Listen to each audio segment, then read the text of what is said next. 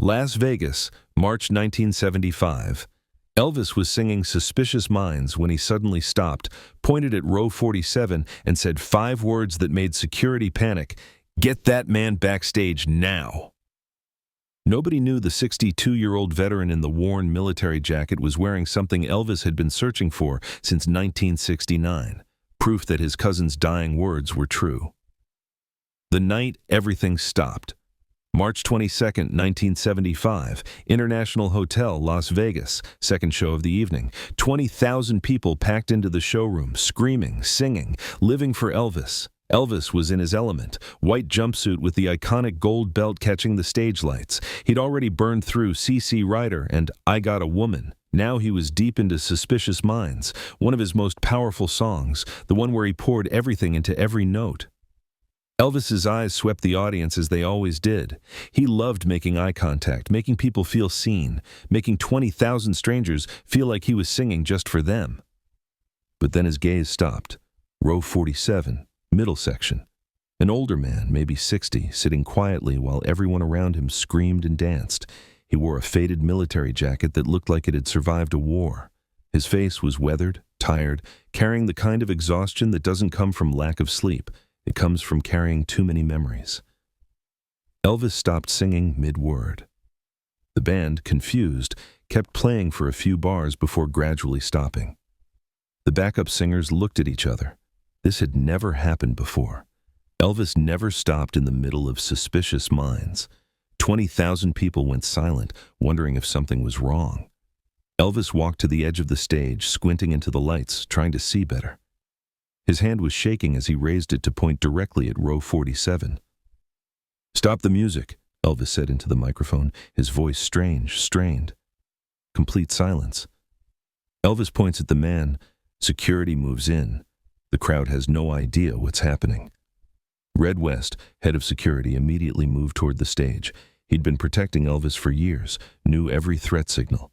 But Elvis didn't look scared. He looked like he'd seen a ghost. "Red," Elvis said, his voice carrying through the arena's sound system, "I need you to bring that man backstage, right now. The man in the military jacket, row 47, middle section." Red looked confused but nodded. You didn't question Elvis when he used that tone. The audience erupted in whispers. Was this part of the show? Was someone in danger?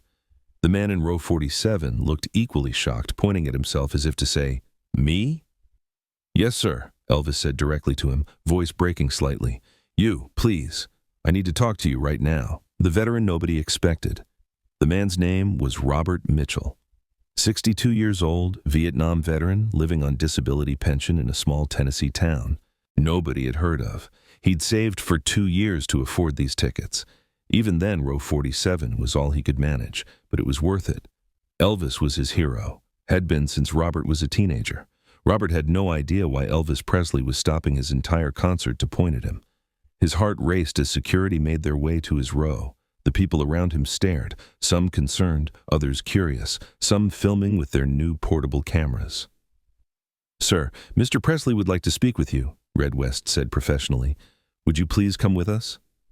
Robert stood on shaky legs. His daughter Laura, who'd driven him from Tennessee for this special trip, grabbed his arm. "Dad, what's happening?" "I don't know, baby," Robert whispered.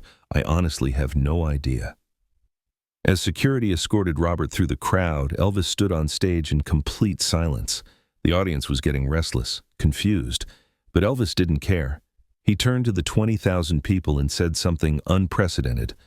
"Ladies and gentlemen, I need you to bear with me for a few minutes. Something very important just happened, something I've been waiting 6 years for. This won't take long, but I promise you it's more important than any song I could sing tonight." Then Elvis Presley walked off stage, leaving 20,000 confused fans and a band with no idea what to do. Backstage, the truth. Nobody knew when Robert was brought backstage, Elvis was pacing. His jumpsuit glittered under the harsh backstage lights. Sweat poured down his face. His hands were shaking. The moment Elvis saw Robert up close, tears filled his eyes. "It's you," Elvis whispered. "After all these years, it's really you." Robert looked at Elvis in complete confusion. "Mr. Presley, I think there's been some mistake. I don't know you. We've never met." Elvis stepped closer, staring at Robert's face with an intensity that made everyone uncomfortable. Then his eyes moved to the military jacket Robert was wearing, specifically to the name tape barely visible on the chest. Mitchell, Robert. 101st Airborne. But there was something else. A faded unit patch. A small notation most people wouldn't notice. Elvis noticed. July 18, 1969, Elvis said quietly. Firebase Ripcord, Northern Vietnam. Robert's face went completely white. How do you know about that? Elvis pulls out a photograph. The veteran's face goes white. Elvis's hands shook as he reached into his pocket and pulled out a worn, faded photograph protected in a plastic sleeve. It showed a young soldier, maybe 19, standing in front of a bunker somewhere in Vietnam. The soldier was holding a guitar and smiling despite the obvious hardship around him. "This is my cousin Marcus," Elvis said, his voice breaking. "Marcus Riley. He died in Vietnam in 1969, but before he died, he sent me this photograph with a letter." Robert stared at the photograph. Then his legs gave out. Security caught him before he fell, helping him into a chair. "Dear God," Robert whispered, tears streaming down his weathered face. "Marcus, I know exactly who you are." The story that haunted both men. Elvis sat down across from Robert. What came next was a story that had haunted both men for 6 years, though neither knew the other carried the same burden. "Marcus wrote me a letter 3 days before he died," Elvis explained, pulling out another worn piece of paper from his pocket. "He told me about a mission that went wrong, about how his unit was ambushed and pinned down. He said they all would have died if it wasn't for one sergeant who ran through enemy fire to get them air support." Robert was crying openly now. "Marcus was the kindest kid I ever met in that hellhole. He used to play guitar and sing your songs to keep our spirits up. He told everyone his cousin was Elvis Presley, but nobody believed him. We thought he was just another kid trying to impress people." "He told me about you," Elvis continued. "He said there was a sergeant named Mitchell who saved his life 3 times. He said you were the bravest man he'd ever known.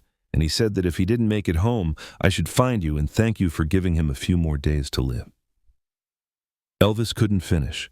Marcus had died 4 days after writing that letter, killed by a sniper while on patrol. "I tried to find you," Elvis said desperately. "After Marcus died, I tried everything. Contacted the military, hired private investigators, spent thousands trying to locate Sergeant Robert Mitchell from the 101st Airborne. But there are hundreds of Robert Mitchells, and the military wouldn't give me information because of privacy rules. I've been looking for you for 6 years. Robert wiped his eyes with his worn jacket sleeve. "I came home in 1970, got discharged with a Purple Heart and a leg full of shrapnel. Been living in a small town ever since, working odd jobs when my leg allows it. I never told anyone about the war. Too painful." Elvis looked at Robert's military jacket again, studying it carefully. "That's his jacket, isn't it?" Elvis asked quietly. "That's Marcus's jacket." Robert nodded slowly. After Marcus died, the unit collected his personal effects to send home. But his jacket was in my bunker because he'd left it there during a card game the night before. When they were packing his belongings, I asked if I could keep it. Against regulations, but the CO let me. I've worn it ever since. It's my way of keeping him with me. That's when Elvis noticed something he'd missed before. On the inside of the jacket collar, barely visible, were words written in faded ink. "Property of Marcus Riley. If found, please return to my cousin Elvis in Memphis, Tennessee." Elvis broke down completely. His security team had never seen him cry like this. Grown men looked away, uncomfortable witnessing the king reduced to sobs, the letter that started everything. Elvis could still remember the day Marcus's letter arrived at Graceland. August 1969, 6 years ago, but it felt like yesterday. He'd been in the music room when Vernon brought in the mail. One envelope had Marcus's handwriting, shaky, rushed like he'd written it in a hurry. Elvis had opened it standing by the window, afternoon light streaming in. As he read, his hands began to shake. The letter spoke of an ambush, of near-death experiences, of a sergeant who'd risked everything to save his unit. Marcus wrote that if anything happened to him, Elvis should find this sergeant and thank him properly. 4 days later, the telegram came. Marcus was gone. Elvis had tried everything to find Sergeant Mitchell. Military records, private investigators. Nothing worked. The name was too common, the information too restricted. For 6 years, that letter sat in Elvis's pocket during every concert. A promise he couldn't keep, a debt he couldn't repay. Until tonight, the gift that meant everything. Elvis takes off his gold belt and does something nobody expected. Elvis stood up and did something that shocked everyone in the room. He unbuckled his iconic gold belt, the one he wore in every Las Vegas performance, the one worth thousands of dollars, the one that had become part of his legend, and handed it to Robert. "This belt has been with me through hundreds of shows," Elvis said, his voice thick with emotion. "It's one of my most prized possessions, but Marcus gave me something more valuable than any belt could ever be. He gave me a reason to use my fame for something good." Robert tried to protest. "Elvis, I can't. This is worth—" "You saved my cousin's life multiple times," Elvis interrupted. "You gave him a few more precious days, days where he could write home one more time, tell his mama he loved her, play one more song under the stars. And you've carried his memory for 6 years in that jacket. This belt is my way of saying thank you, not just for Marcus, but for every soldier who served, every soldier who didn't make it home." Elvis paused, then said something that would change everything. "And I'm not done. This is just the beginning. The moment that changed 20,000 lives." When Elvis walked back on stage 25 minutes later, he wasn't alone. Robert Mitchell walked beside him, still wearing Marcus's jacket, now holding Elvis's gold belt in his trembling hands. The audience had been patient but confused. When they saw Elvis return with an elderly veteran, the arena erupted in applause, though nobody knew why yet. Elvis walked to the microphone with his arm around Robert's shoulders. When the applause died down, Elvis told the entire story. He told them about Marcus, about Vietnam, about Robert's bravery, about the jacket that had brought them together after 6 years of searching, about the promise he'd made to a dying cousin and how he'd finally kept it. By the time Elvis finished, there wasn't a dry eye in the arena. 20,000 people stood and applauded Robert Mitchell for 5 solid minutes. Many were veterans themselves. Others had family who'd served. Some were just moved by the raw humanity of it all. Then Elvis did something he'd never done before in Vegas. He sang An American Trilogy, the medley honoring soldiers from all American conflicts, while Robert stood beside him on stage. As Elvis sang, Robert stood at attention, tears streaming down his weathered face, wearing his old military jacket and holding Elvis's gold belt. Throughout the arena, something profound was happening. Veterans in the crowd, men who'd fought in World War II, Korea, Vietnam, rose slowly to their feet. Some placed their hands over their hearts. Others saluted, silent tears on weathered cheeks. They understood what was happening on that stage. This wasn't just a performance. This was remembrance, recognition, healing. A woman in the front row held up a photograph of a young soldier who never came home. An elderly man in dress uniform stood straighter than he had in years. 20,000 strangers became a congregation witnessing something sacred.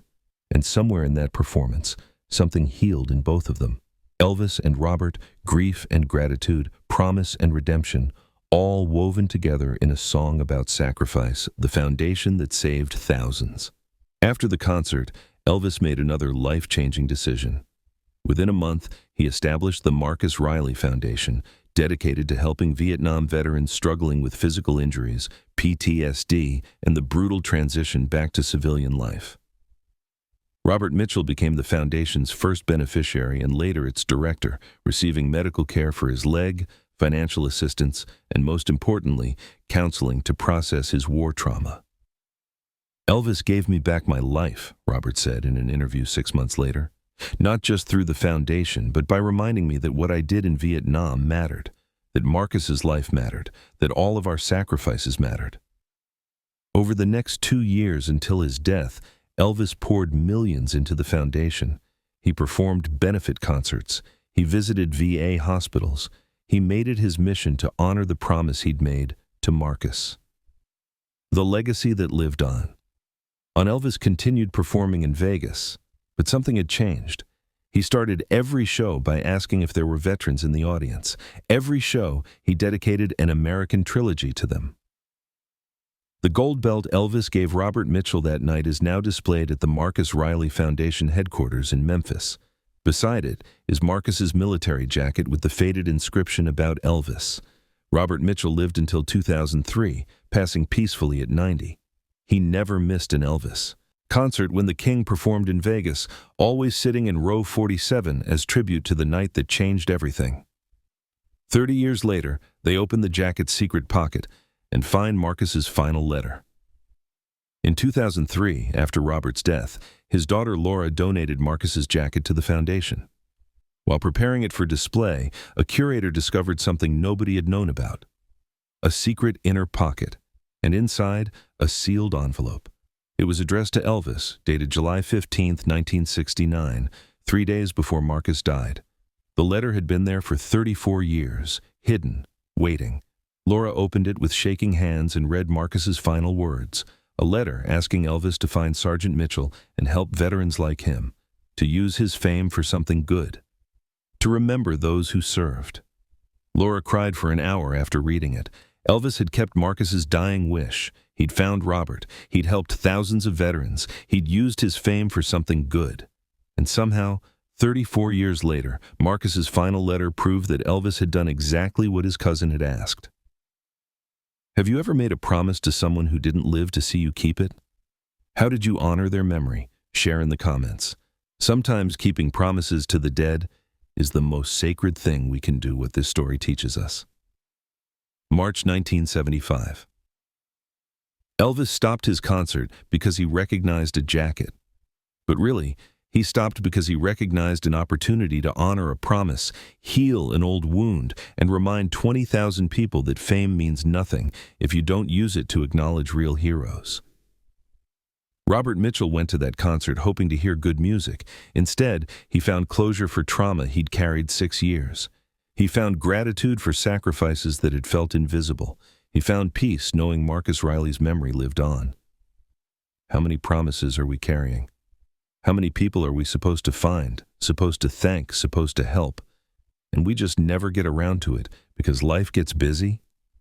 Elvis spent 6 years and thousands of dollars searching for one man because he'd made a promise to his dying cousin. That's what integrity looks like. That's what love looks like. And when Elvis finally found Robert, he didn't just say, "Thank you." He gave him a priceless belt. He started a foundation. He changed thousands of lives because one promise kept became a ripple that's still spreading 50 years later. Is there a promise you made that you haven't kept yet? Someone you're supposed to find, supposed to thank, supposed to help? Will you do it today? Share in the comments. Life is too short to leave promises unfulfilled. Subscribe to Elvis Presley Legacy Stories to discover more moments proving the greatest legacies are built on promises kept. Share this with a veteran, with someone who served. Remind them their sacrifices mattered and still matter. And if you're carrying someone's memory, a jacket, a letter, a photograph, don't hide it. Share it. Honor it. Keep the promise, because that's what Elvis did. That's what Robert did. That's what Marcus would have wanted. Promises kept, memories honored, lives changed.